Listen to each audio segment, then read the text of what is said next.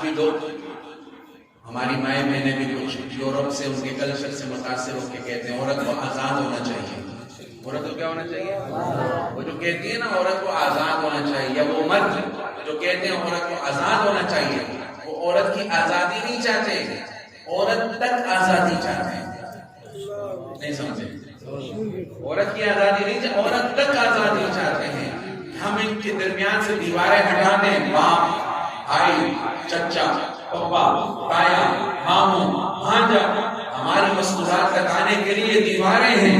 ان کو آزاد کر کے یہ دیواریں ہٹانا چاہیے. جس ملک میں عورت آزاد ہے ان کا حال دیکھ لو، ٹیشو پیپر کی حیثیت نہیں ہے عورت کی. تڑپ رہی ہے، بلک رہی ہے، کچھ نہیں ہے نقصان مال. میں نے ایک ساتھی مجھے کہنے لگا بہت زیادہ، شاید حج کے سفر میں تھا، کہنے لگا مول صاحب عورت کو یہ ہونا چاہیے، عورت کے حقوق فلاں فلاں فلاں، اسلام نے عورت کو چار دیواری میں بند کر دیا، اسلام نے یہ کر دیا. میں نے کہا ایک کام کرو. کہتے کیا؟ کچھ دیر کے لیے اسلام کو سائڈ پہ کرو. کیا کرو؟ بولو نا، کچھ دیر کے لیے اسلام کو سائڈ پہ کرو. اسلام سے پہلے دیکھ لو عورت کا کیا مقام تھا. کیا تھا عورت کا مقام؟ زندہ دفن کرتے تھے. اسلام نے آ کے عورت کو مقام دیا ہے. آج بھی مکہ مکرمہ میں وہ جگہ موجود ہے، آج بھی مکہ مکرمہ میں وہ جگہ موجود ہے جہاں بچیوں کو زندہ دفن کیا جاتا ہے. میں جگہ بتاتا ہوں.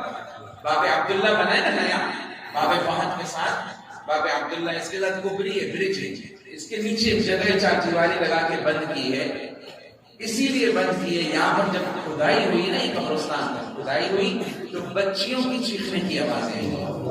علماء نے کہا اس کو چھوڑ دو، اس جگہ کو کچھ نہیں کرو، یہ قیامت کے دن اٹھیں گے اور گریبان پکڑیں گے. تو بیٹی بوجھ نہیں ہے، جن کی ہے قدر کرو. ٹھیک ہے بھائی؟ اب میں ایک نظم سنا رہا ہوں، آپ نے صرف غور سے سننا ہے.